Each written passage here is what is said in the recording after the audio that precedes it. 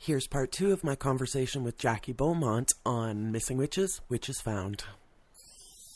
I read a trans woman talking about her female penis. Yeah, exactly. And this is something that a lot of our listeners, because my mind was like, right. Yeah. But of course, I'd never thought about a female penis because... Yeah, exactly. you know? Exactly, yeah, because... But, like, why not? Why not? I mean, exactly. Again, you're the scientist here. But as far as I know... and we talk about sexuality being a spectrum, but like biological sex is also a spectrum. Again, listeners, it's easy and lazy to put people into one of two categories because then you only have two categories you need to sort people into. But it's not just about do you have a penis or a vagina. We are chemical soups, all of us. Oh, yeah. And I'm looking at my own reflection in the mirror and I probably have a little more testosterone maybe, again, like... We are all chemical soups. It's not just a question of you are this and you are that. We are literally all just like a mix. And this binary opposition of male and female also completely discounts intersex people. Exactly. Yes. And so they're being chopped up as babies because they're born. Exactly. And then whoever, the doctor, the parents are like, well, you don't fit into one of these two categories, so we're going to cut you up. Yeah. And now the laws are changing about this. Yes. Right? So, oh, gosh. And again, like now we're having conversations about female penises. Like the world is changing for the better. Definitely. So how do you, as a witch, take up your female space without that sort of like conventional femininity? How does your femininity manifest? That's my question. Yeah, I think I try to make sure that in my own head, when I look in the mirror and I'm like just riddled with dysphoria, I try to remind myself that my femininity and my transness isn't dependent on what I look like, and I would much rather focus my attention on what I can provide for the world from my brain rather than my beauty. And I think that my femininity manifests itself in a more academic way, I guess. That's a terrible way to put it, but like I don't think so. As a woman of the academy myself, we love anything that's like fancy book gender. Definitely, yeah. So I think that's more so where I would categorize the manifestation of my femininity is that I try to step back from those normalized notions of it. And I actually get some flack from trans women, actually. I've been told off on many occasions online that I'm not a transgender woman. I'm just a transsexual woman who is a cross-dresser. And I'm like, sorry, what? And they're like, oh, well, in order to be a trans woman, you need to shave all of your hair on your body. So in order for me to be a cis woman, I also have to do that because I fucked that up. Apparently, yeah. Super hairy, y'all. Exactly. So that doesn't seem fair. Exactly, yeah. And I was just like, I'm really sorry. I must have dropped the handbook that you got when you became transgender. I lost mine, and I'm so sorry. I guess I messed that. Yeah, exactly. Can I get your copy of the transgender manual of how to go about grooming myself? And it's like to have that. I mean, of course, there's a generational gap within a lot of those women that were trying to tell me to conform to this. For a lot of trans women, and for a lot of trans men as well, and non-binary people, they do have to conform for their safety. Exactly. Because they need to go unnoticed. Passing means not attracting attention to yourself. Exactly, and not incurring the violence of that. Exactly, yeah. And I think another thing within that is passing privilege, which for anyone who doesn't really know, it's like passing privilege is a trans person who passes perfectly as their gender. And so in that, like I've heard stories of trans women who have been on the metro, and a man will see a transgender woman who hasn't manifested herself physically as long as another trans woman would, and therefore is a little bit more and I'm using air quotations, clockable. Clockable. And I remember hearing the story about the gentleman turning to the passable trans woman and saying, "Ooh, geez, look at that tranny," and her just kind of stepping back and being like, "You didn't notice? Oh." Like, and in that moment, you have the power to be able to be like, well, actually, you can either say, well, actually, in case you didn't know, I'm also trans, and that's so not cool. Yeah. Or you can say, yeah, I know, right?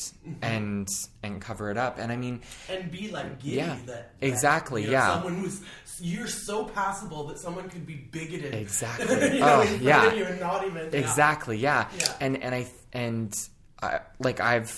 I've seen that in terms of like trans pop stars nowadays. There are some that don't talk about transness because they know that it'll impact their career path. And I hope that in that, really weird example, but Kim Petras was the youngest trans woman to ever transition. And then years went by, her name bubbled down a little bit, and she rose up as a pop star, and now she's selling out stadiums now. And a lot of people don't even know she's trans. And it's like when they realize that she's trans, they're like, "Oh, I didn't know that." That she just looks like every other girl. Other girl. Exactly. And again, that's so much power that she has. But I think if they have the privilege of not being in a where they're not unsafe, I think it's not their duty to speak up on behalf of us, because I know how hard it can be. But I think passing privilege, that you do have that power, and I think that that's a really incredible thing to be able to use. And there's an economic privilege that plays heavily Definitely. into this as well. I mean, Definitely. if you have that inside feeling, but you don't have the coins to manifest your transition, if you can't pay for your hormones, I mean... Exactly. Yeah. Capitalism! Oh, God, yeah, no. I mean, in my case, I'm incredibly privileged. I'm very young, I'm very well educated, but unfortunately, because of my visual identity, it's incredibly hard for me to get a job. But I know academically, of course, I can get a job, thanks to my wonderful parents. And all the letters after your name. Exactly, yes. And also, I mean, my white skin, that definitely gives me an endless amount of privilege in this world. So I do have I have an immense amount of power. And also, no matter what, I have a safety net where my parents, no matter what happens in my life, if I fall financially, I have the support of them. I have the support of my friends. I have the support of my community. So I am privileged enough that I can take all the hormones that I need, which for me, with my 6'2" body, is a lot of hormones. Right, I never even thought of it. It's an insane amount of money that goes in every month to it. So, and for me, it's out of pocket. So, but fortunately enough, I'm in a state of privilege to be able to afford all of that. I'm able to afford these things. Maybe this is too personal, but how did you explain this to your parents? So, I mean, they've always known that I was non-binary. I mean, I don't know how old you are, but I'm going to assume your parents are, older than me. And so, they are older than you. You were born in the 80s, 90s, 2000s? Are you 19? No. You're not 19? No, I am 20. Really? I'm 20. I'm 20 years old. Sweet little I'm a baby. Yes. Okay, so your parents might be my age. Literally, I'm 41. Okay, they're in their 50s though. Oh, okay. So they might not have necessarily known. No. I mean, yeah, definitely. It's been a huge learning game for them. I could be your mother. Sorry, she's hitting me now. What a baby. Okay, go ahead. So, I mean, like, my gender identity has always been very skewed. My sexuality was never at all. It was always like, so they're not straight. And your parents were progressive. Yeah, they were very progressive. I knew that no matter what situation, I would never get myself into trouble with them. They would always have my back, which again is like a huge privilege. So, it's growing up with them. I barely even came out to them as gay. My dad actually told me, he was like, "Do you mind like coming out to your mother before you leave for university?" I'm like, "Okay, yeah, sure." So, I never told him. It was just like a thing that was unsaid. So that we certainly don't come out as like straight. Exactly. There's no like moment where it's like a bar mitzvah. Yeah, exactly. Yeah, which would be great. I kind of wish we all did. Right. That, like... Yeah, exactly. But also at the same time, it's like I never really saw the point in it because, I don't really want to discuss my sexual intercourse with my parents. Oh, everyone wants to talk about fucking with their parents. Are you crazy? So, I was like, well, all of my girlfriends don't have to talk about it with their parents, so why should I have to? So I just never really talked about it. I just went about my life, and they were like, chill with that. And then, I was always gender bending, air quotations, gender bending all the way through high school. And then basically when I told them after I kicked my ex out, I told them that I wanted to go and start seeing a doctor about getting some stuff worked on and looked at and what the possibilities for me are.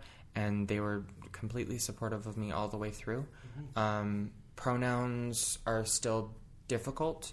And I think that for a lot of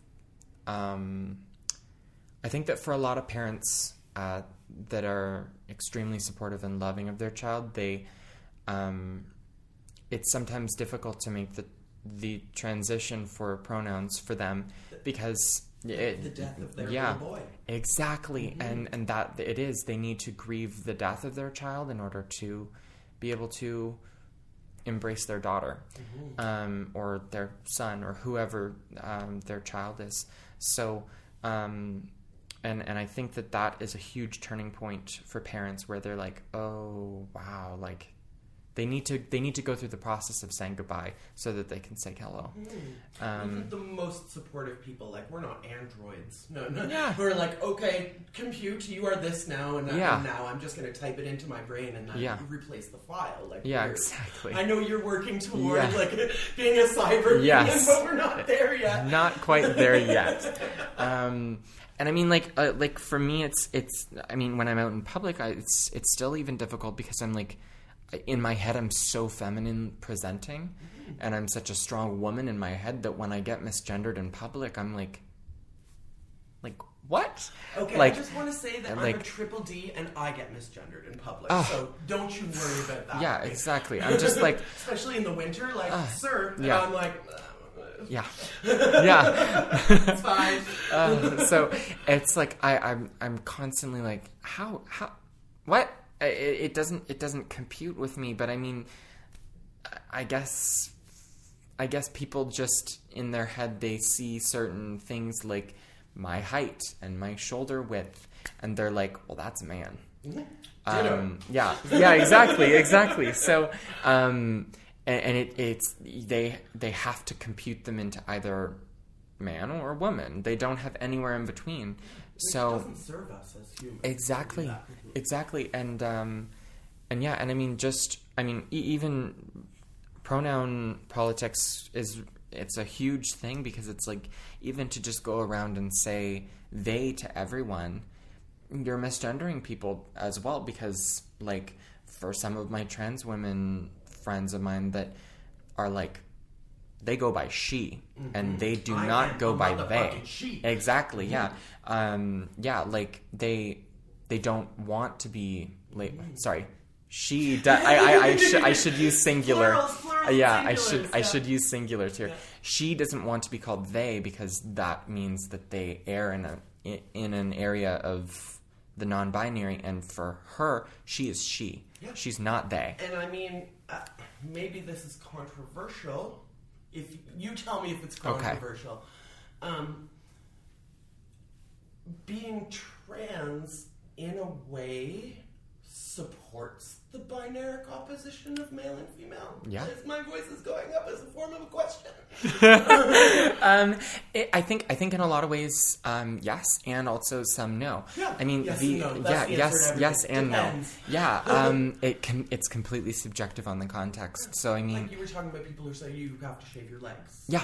In order to be a proper trans woman. Exactly. I'm again air quotes. They're everywhere today. Proper. Yeah. So. There's so many little ambiguous areas where I think in all honesty, people just need to get used to the notion of asking someone what their pronouns are. Like when it's still like catches me off guard when I'm in a meeting with a large group of people and we go, like, the moderator of the research circle will be like, okay, so everyone go around, say their name, their favorite food, their pronoun, and where they're from. Just like a normal icebreaker. Exactly. Get to know you. It's and to just normalize it in a way where it's not like, oh, but I could see in 98% of all these people there, they were just like I'd say 60% of them forgot about the pronoun aspect of the questionnaire. Because it's not important to them. Yeah, exactly. And for a lot of people, they've never even been given the opportunity to question it. So why would they think about it? Mm-hmm. So I think if it's more normalized, then we're able to start to get it into people's heads that it's perfectly rational to think about this. Mm-hmm. So I'm not going to use any of the names that are out there, people who are against pronoun choice, because their names are spoken enough. But to me, it's like someone tells you their pronoun. That's them saying, here's how not to hurt me. And if you're like, well, screw that, then you're saying, I want to hurt you. Exactly. Or I don't care about hurting you. Exactly. If you're confused about pronouns, just stick to the person's name, y'all. Yeah. Like, you can say, I went to Jackie's house, and Jackie and I went to the store, and then Jackie and I did this, and Jackie and I did that, and Jackie and I... And I almost think that if we did do that, if we got rid of pronouns entirely, then we're connecting with people on their humanity. Exactly. This person is Jackie. This isn't a he or a she or an it or a they or whatever horribleness you all want to come up with for your own selves. Yeah. This is Jackie. Exactly. Beaumont. Yes. Yeah, and so exactly. instead of going he, she, they, it's Jackie fucking Beaumont. Exactly. So if you're confused, Precisely. use the person's first name. Exactly. If you're confused and you're looking at somebody and you're like, I don't know if it's he or she, just don't fucking worry about it. Yeah. Their genitals are none of your business anyway. There's no other situation in the world where somebody's genitals are going to inform your conversation with them. I'm sorry. Like, just use their fucking name if you're confused. Precisely. This is me throwing my hands up. Couldn't agree more. That's a mic drop. Perfect. Okay, so we are here in part because I have a problem. Alrighty. And you know this problem. I'm not springing anything on Jackie, you listeners who think that I'm springing this. I'm not. We've talked about it. We're juxtaposing this episode against with, not in a debate sense because we're not fighting, we're learning, with the Zsuzsanna Budapest episode, who her version of Dianic Wicca only includes the womb. Yes. And it's very womb-centric. So I wanted Jackie to talk about TERFdom. For those of you who didn't listen to the episode or don't know what a TERF is, it's an acronym that stands for Trans Excluding or Exclusive Radical Feminist. Part of me, I don't get it because exclusivity is not my tea at all. Yeah. Like, it's not what I'm exactly. like. Inclusivity, intersectionality, this is how we make good humanity. Yeah. But because of patriarchy, and because the woman was smashed and smashed and smashed, like that's sort of where Zsuzsanna was coming from, where she wanted to create a safe space for women. But then she became the powerful one and excluded. I don't even know what to make of it because I understand the need for safe spaces, and I said this exactly in the episode, so I'm going to have Jackie respond exactly to what I said in the episode, which was this. I get why Zuzana felt that she needed to create safe space for women. I do not get why she thinks she gets to decide what a woman is.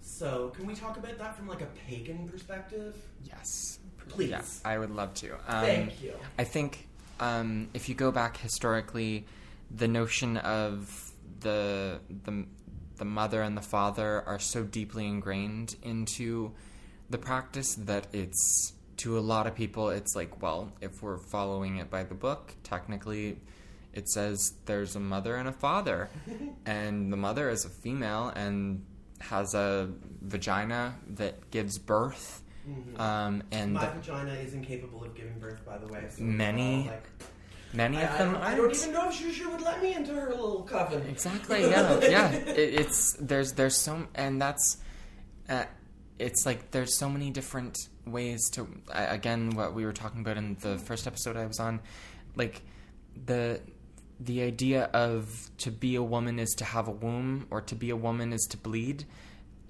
It doesn't just cut out many trans women, because there are lots of trans women with perfectly functioning vaginas. Mm-hmm. And there are also lots of trans men with perfectly functioning vaginas. Exactly. But it also cuts out all these women that were, again, lots of air quotations, born a woman, and just have infertility discriminate. Let's go with things. Discrimination. Like it's definitely. I mean, I won't get too much into my personal business, but I've told people, like, I can't have children, and then the next time I see them, they're like, "When are you gonna have kids?" I'm like, my body isn't going to do that. Yeah. It's not gonna happen. Like, it's like, I'm in a wheelchair, and you're like, why don't you just go for a run? When are you going to start running? And I'm like, because I fucking can't. Like, but because I'm a married, heterosexual woman, this is the next step. Anyway, sorry. Yeah. Too much about me, not enough about you. It's okay. No, I love to hear it. So I think if you go all the way back, yes, there is that notion of it, but also at the same time, there's so many things that need to be updated nowadays. There's so many archaic ideas that, yeah, sure, they were based in a very good place, but now they need to adapt to a new era. We're in a completely different epoch. I mean, if we go way back, I mean, if many people don't know, the world used to run on a matrilineal cycle, with matrilineal governance. And that's where the divine feminine idea was really born, really.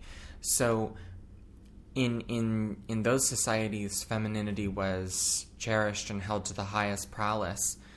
And nowadays, it's just kicked and smashed down underneath patriarchy. So, but, I mean, deeper within Dianic or turfdom, there... Sorry. We're just going to have to, like, cut here. I need to formulate myself. Yeah. Because it's hard. It's a very difficult... Like, the struggle that biological women have had to get their health concerns, you know, is like second only to trans people trying to get their health concerns. Exactly, so, yeah. You know, when a woman like Zuzana wants to talk about her bleeding without some dude, yeah. know, again, I get that, and I get her anger, but I don't get excluding people from... Exactly. Okay. We're paused anyway. Yeah. Because here's my hang-up. And my hang-up should not create legislation. So all y'all out there who think that your hang-ups should create legislation, like they shouldn't. But my hang-up is in competition, and specifically sports. Yes. Okay. But, and you can understand where I think that it's a little unfair to, you know, have these physical bodies competing against each other in only this physical realm. It feels a little bit unfair. Completely, yeah. However, spirituality is not a physical competition. Exactly. Yes. Yeah. No. Completely. Like, yeah. And again, like, there's no winner or loser. Again, if it's a running race, maybe a trans woman has a biological advantage because of her skeletal structure or her muscular structure or whatever. But again, in a coven, like, there should be no competition. Exactly. And I think what's really, really interesting about excluding a trans woman from a Dianic coven, or any coven for that matter, is the point at where someone realizes their transgenderness, specifically a trans woman in this instance, they are recognizing and truly embodying what the feminine spirit is. Like, that is like the rawest feeling of being in touch with femininity you can possibly have, is the moment of like, holy fuck, I'm in the wrong body, because I can feel this within me so deeply and so strongly that I need to change my body and adapt my body so that this energy within me can manifest itself properly. And I mean, to me, it's just like, I think that getting in touch with that, I don't really know how anyone can get in touch with that spirit and that feeling and be so sure of these feelings of like, well, this is what a woman is, this is what a woman is not. It's like, the whole idea of like femininity is so ambiguous, and to every woman is completely different, and every definition of femininity is different. Certainly there's no singular female experience. Exactly. There's billions of these feminine experiences. 4.5 or so. Exactly, yeah. Something like that, roughly. And just living right now, that's not even oh my god, for yeah. all the billions that have passed. My gosh, yeah. So, and it's just like we need to sort of dismantle this idea that we are bound by what body we are born into, because that really has, like, I mean, take it from me, that has next to nothing to do with pretty much anything. It can all change so incredibly quickly just by a chemical in your body. But I mean, if you're denying someone who is that in tune with a feminine spirit to have the opportunity to share that love and to share that power with people, then what? You're not trying to share or embrace that love at all. You're trying to get rid of it and tame it down and keep it under a rock, essentially. And essentially is the word that uses. Yeah, essentialism, yeah, essentially. Which is, I think, the enemy of witchcraft. Exactly, yeah. So, and trans people are the enemy of essentialism, so to me, trans people are magical beings. Exactly. And I mean, like, again, like, if you go into, like, pretty much almost the majority of religious beliefs throughout the world, or spiritual practices throughout the world, there are these transgender or genderless or non-binary figures that ring all the way through history. In all cultures. In all cultures, yeah. Yes. Yeah. The idea of a non-binary or I mean, like, if we're thinking about, like, the indigenous people in North America, you look at, like, two-spirit people. They're held to, like, an extremely wise position within their clans, because of the amount of knowledge that they possess in terms of being able to. For some, they see from both perspectives. They've seen what it is to have the masculine spirit, and now they see from a feminine spirit. Some people can see both at once. It's like we are as trans or non-binary people, we see the in-between. We see where a point of view fails, or a point of view is not entirely crystal clear, because they're looking from one point of view. And if you're going to just stick in one point of view, then you need to realize that there's stuff that you're missing. Mm-hmm. And if you're only looking forward, then you're not seeing what's behind you, and you're not seeing what's on either side of you. So being non-binary, you get to see a peripheral of everything. And I think that that's so important to realize, because in our current like political climate, it's like you need to listen to the voices of people who are marginalized, because they've seen where the system has failed them. And in order to improve that system and to see where the system is failing, you wouldn't know that the system is failing unless you have seen it from that perspective. Right. If you're living in your little jolly picket fence echo chamber, you're like, the world is great, capitalism works. Yeah, exactly. Exactly, because you haven't seen where capitalism fails. Yeah. So to be non-binary and to be transgender, you see from both perspectives. And I think that, I mean, I can't imagine why you wouldn't want to have someone like that who sees what you don't see. It's like... From a very practical perspective, I read an essay by a trans man. He transitioned from female to male. I'm just trying to remember the article, and I'll put it in the show notes. I will find it for you guys, because y'all need to read it.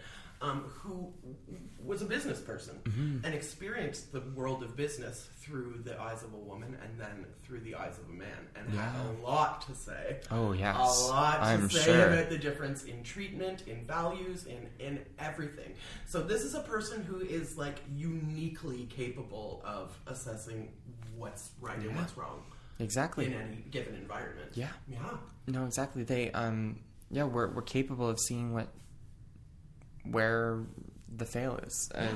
And I think in this case, it only took a few trans people to be like, by the way, like, I'm a woman and I should be allowed in this coven because I am a woman and this is an all women's coven, correct? And this was a public event too. I mean, this was not like, come to Jujana's home. Okay, and make your own rules in your house, but don't try to take them out into society. This was like basically like a pagan, what do we call it? Convention. Okay. And I'm like, what's con short for? Conference? No.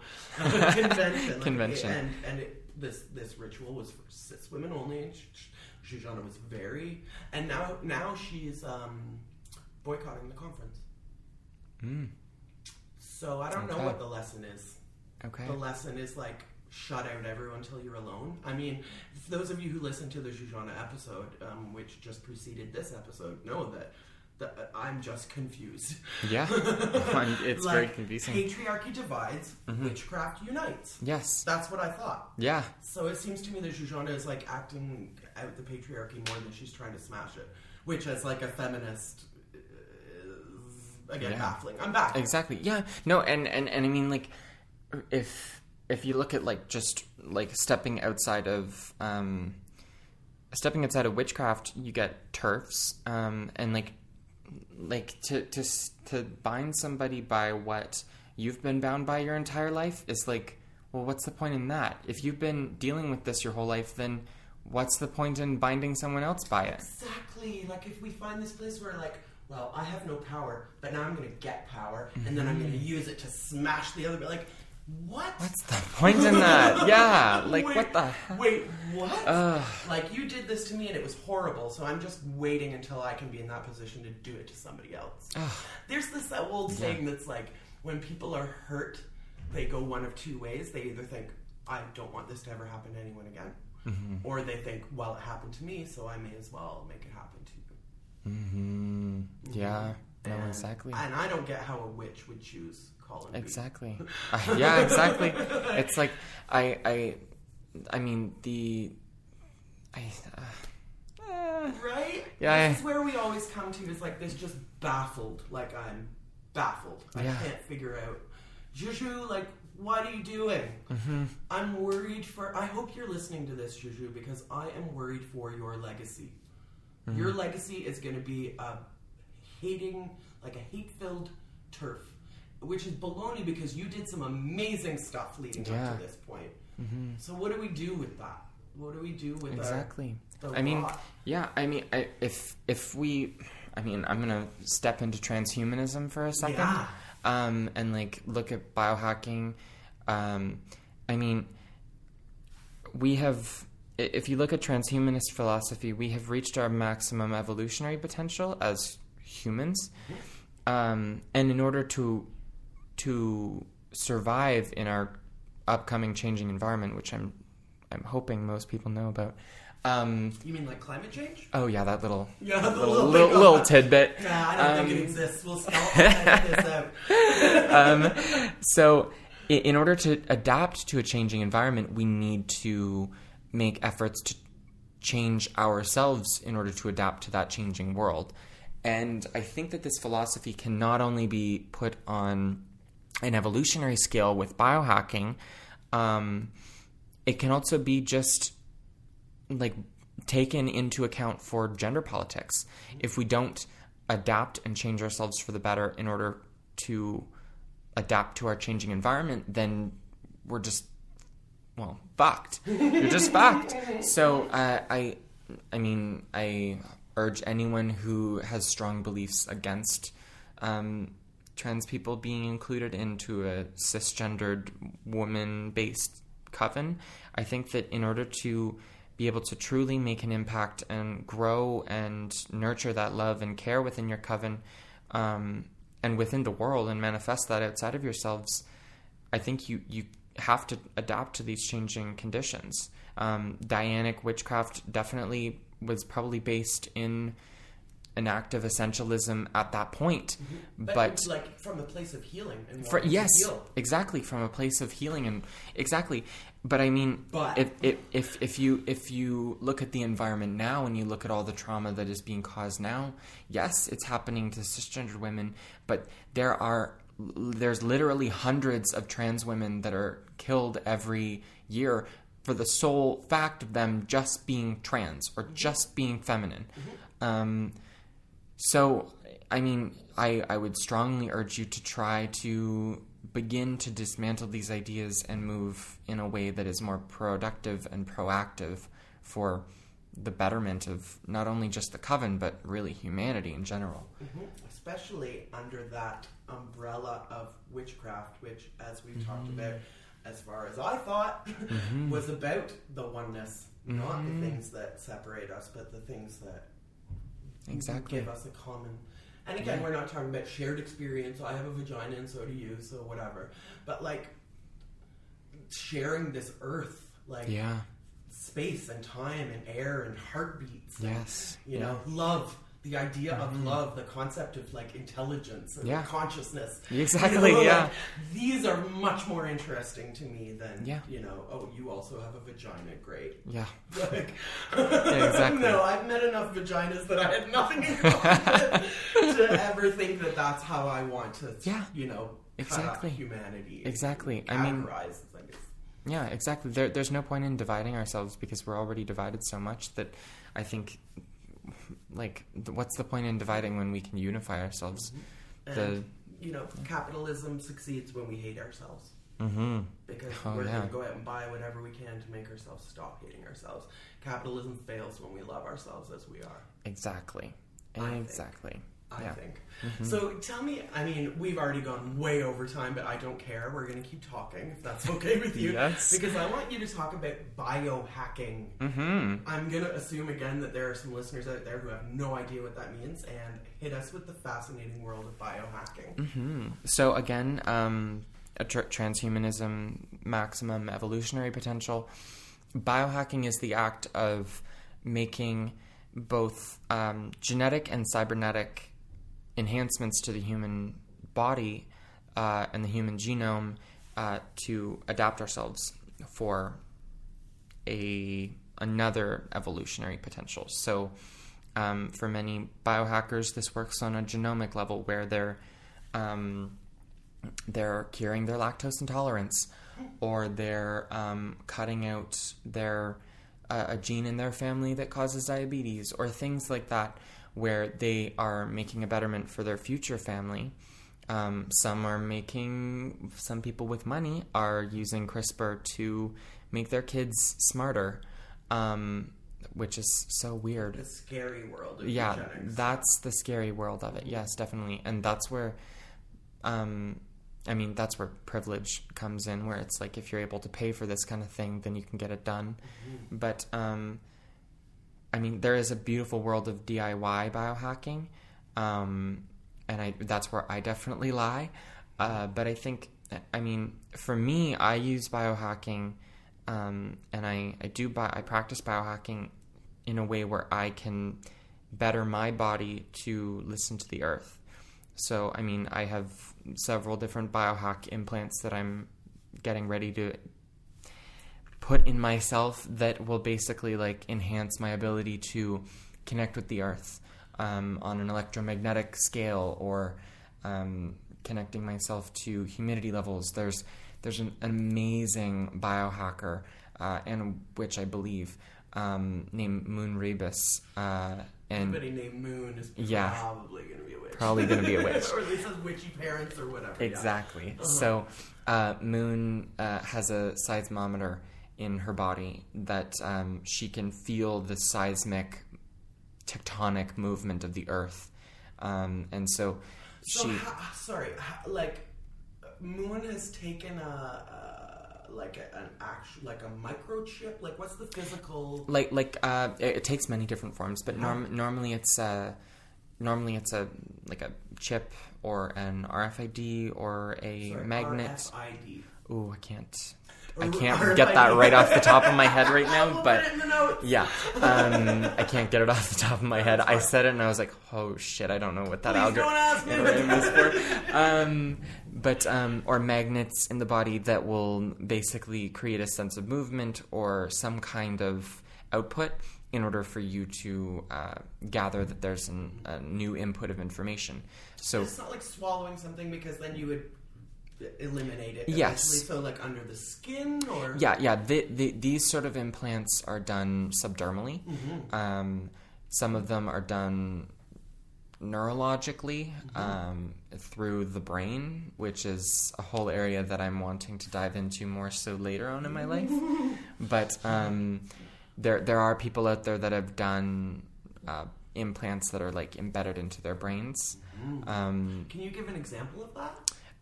Yes. Not a specific name or anything, but like... Definitely. What? Wait, what? Specific name, like Neil Harbison, huge biohacker. He has an antenna that comes out of the back of his head around to the front, and he's colorblind. So he's trained his antenna to read colors, and it plays a song, or like a key in his head, and so he can hear color. So, like, when he's dressing himself in the morning, he can compose his outfit colors based on their sonic, compatibility. What's the word for this where the related sense isn't the one? There's a word for it. And I think one of the witches that we profiled in season 1 even had this, where you smell colors. Yes. Synesthesia. Synesthesia. Yeah, there you go. You got it. Synesthesia. So he's biohacking synesthesia. Basically, yeah. Yeah, so I mean there's many different variations of it, but like with Moon, if you see her performing these dances where her movements are a language of the seismic movement of the earth. So she can translate this in a bodily movement. In real time. And I believe she's working on one where she's getting it done in her foot, so that she can feel the moon. So that basically her body is down on Earth, but her feet are on the moon. Feel the moon. How does one feel the moon? The tectonic movement of the moon. Oh, that like seismic shifting. Exactly. I want to do that. Right? Yeah. She's an incredible biohacker. So, for me, I see it as a way to better my own body so that I can be more in tune with the earth. For lots of biohackers, they see it more so on like a genomic level where they're trying to fix something in their body chemically.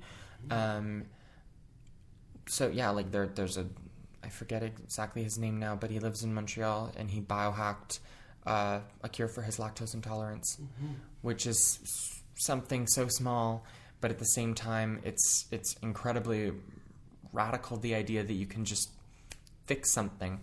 And not like we're used to, like with like Orlan. Yeah. You know Orlan, who like plastic surgery was sort of like her artistic Exactly, mode. yeah. So Exactly. But it was very much just about form. But this is about function. Definitely. Woo! Yeah. There's Neil Harbison, Moon Rabis, they're cyborg artists, so they use their sense for, like, in art, not just on a bodily level where they're trying to enhance their bodies, but they're trying to express something deeper than just their own humanity, which is really cool. So, yeah, I think post-humanity. Exactly. Are we entering the post-human age? Soon. I think soon. And what does that look like? Yeah. What does that feel like? There's so many different ways that it will express itself, because I think there shouldn't be just one specific way of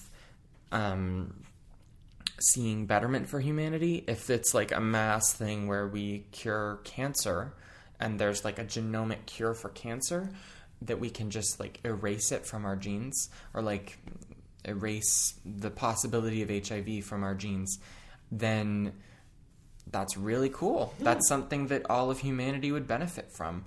But at the same time, I think what's cool about biohacking and the whole idea of cybernetic post-humanity is that everyone will be so completely different from each other, and we'll all be able to adapt our bodies depending on our own individuality. And there's so many different ways that we can do that in order to better ourselves as individuals, but also better ourselves as a collective humanity. Because if we think about it like a computer, the key thing within the movement of technology over the past few years is optimizing our systems and being more efficient with our energy.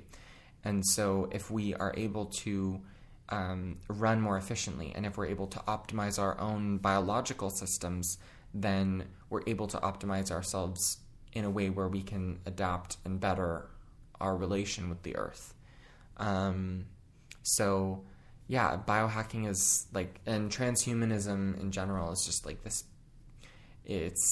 I honestly believe there's really no other choice, because we're kind of at an impasse, so to say.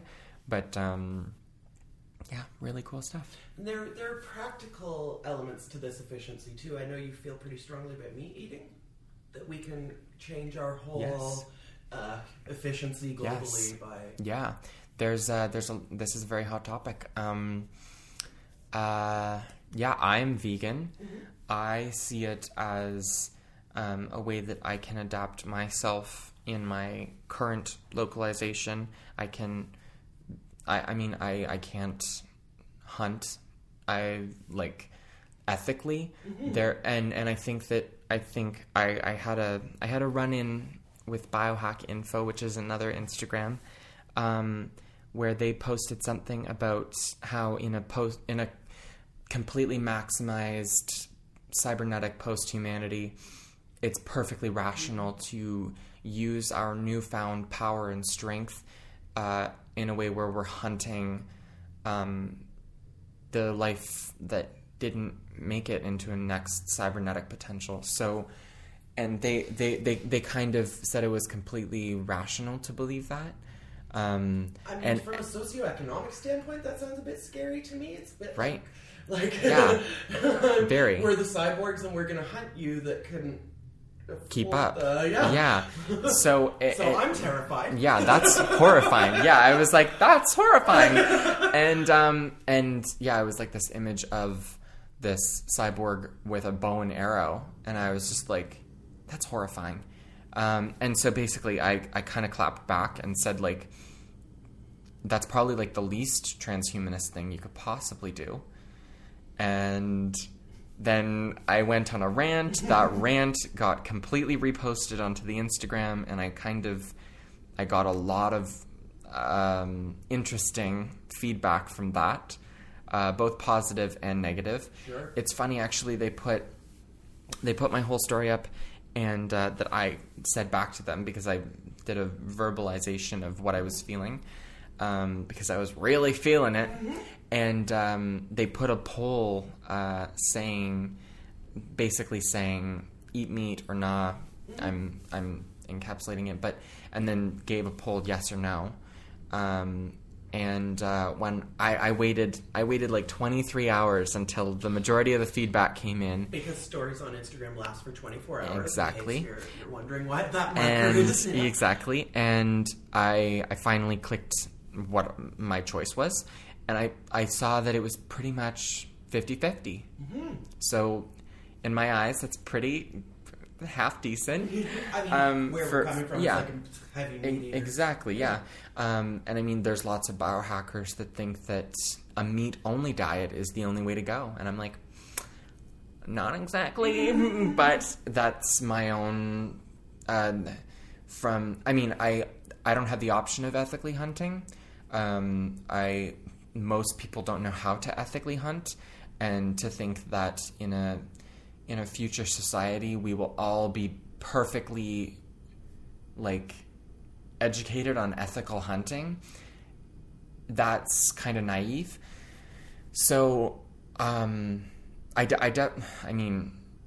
to be a vegan and to say that ethical hunting is perfectly fine is another hot topic that I'm probably going to get in hot water about.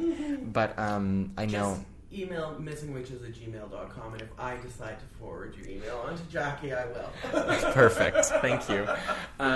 So, yeah, it's for me, I see it as like, again, with the changing planet, the planet doesn't have enough to be able to keep supplying us with that.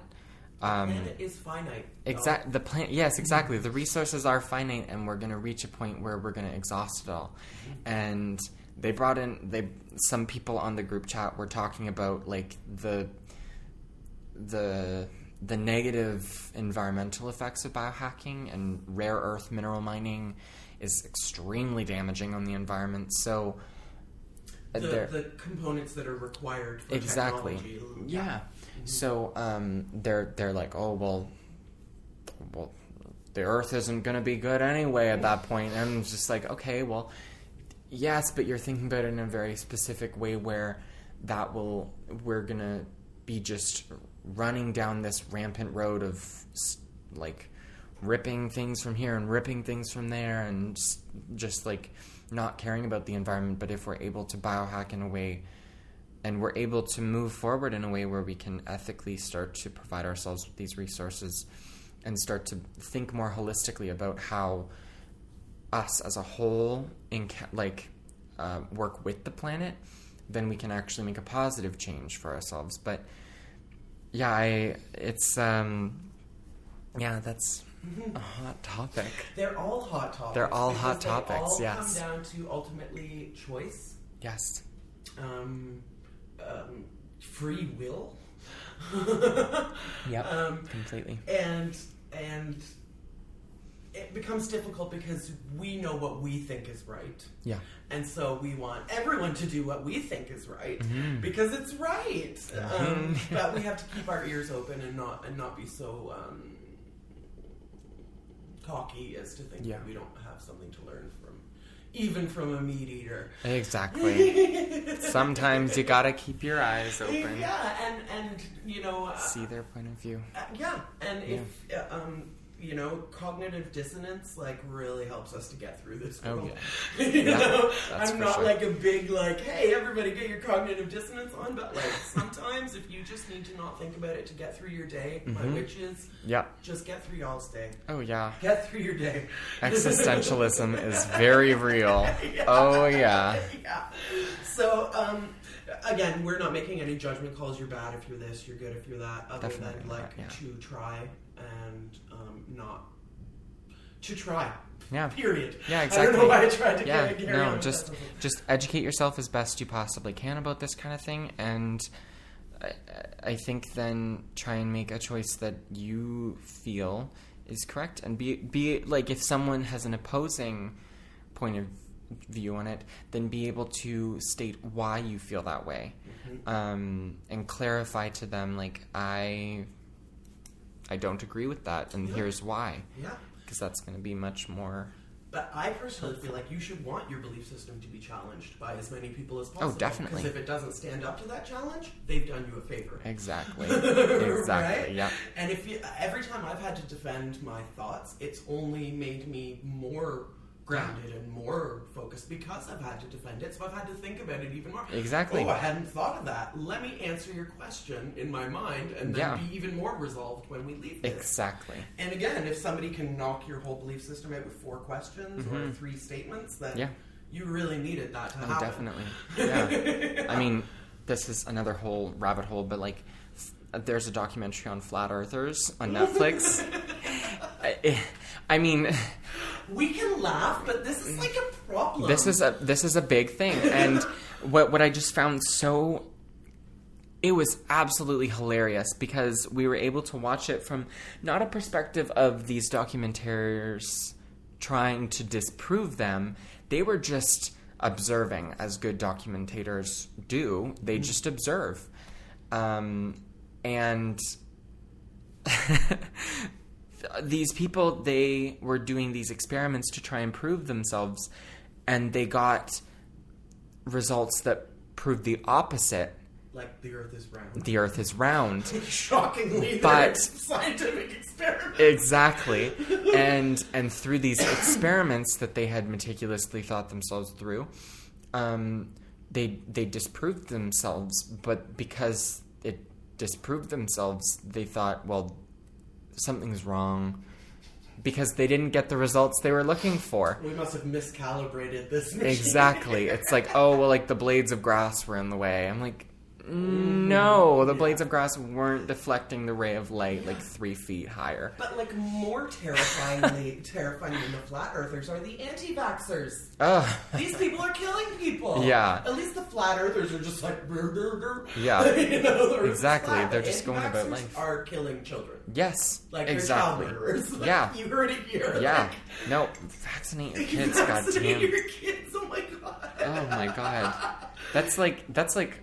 I mean, that's like a very early stage of biohacking or moving forward. Like vaccination. Yeah, exactly. Yeah. Like evolution has brought us to a place where these things are in our bodies or in our environment. Why wouldn't you, like, if all of humanity up until now has either died or survived based on being strengthened by this thing, then why wouldn't you try and get your kid the best chance to adapt to this environment? Question?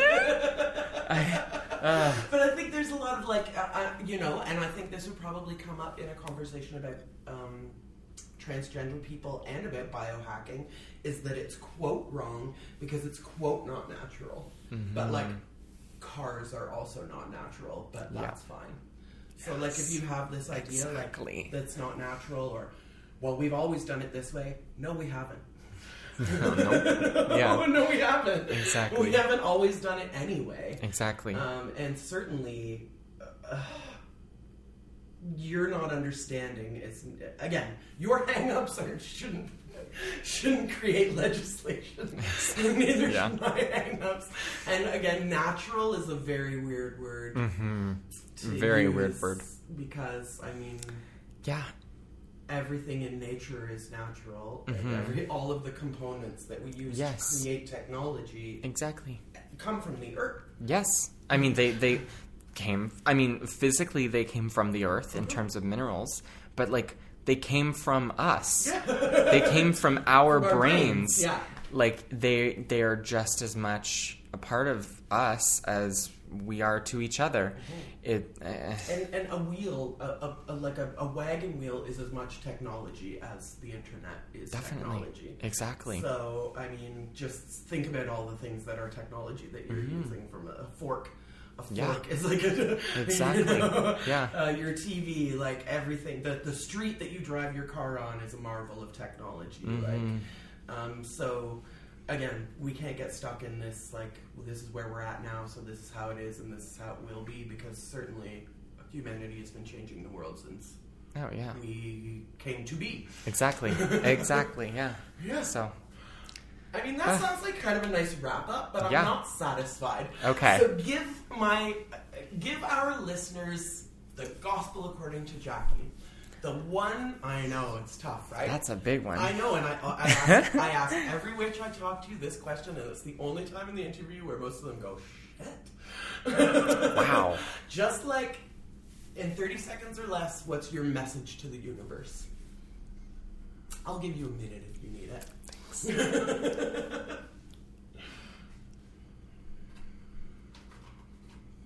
I'll give you a clue. A lot of people just say, like, be kind.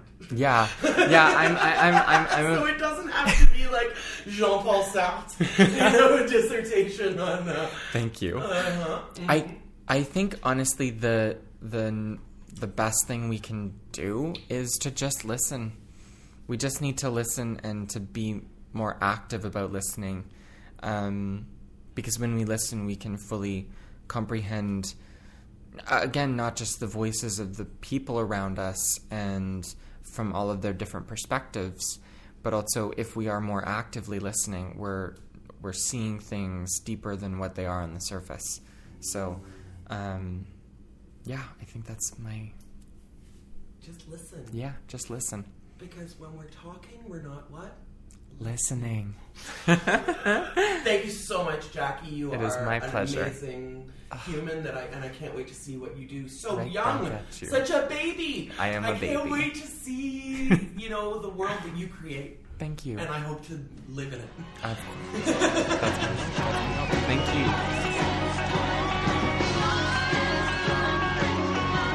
My little baby. Thank you all, you members of the Missing Witches Coven. Thank you all for listening to Season 2 of the Missing Witches podcast. We're off next Sunday, but please come back Wednesday, May 1st, for our Beltane bonfire, where we explore the magical world of music witches. Until then, hit us up at missingwitches@gmail.com or on social media at missingwitches, and blessed be.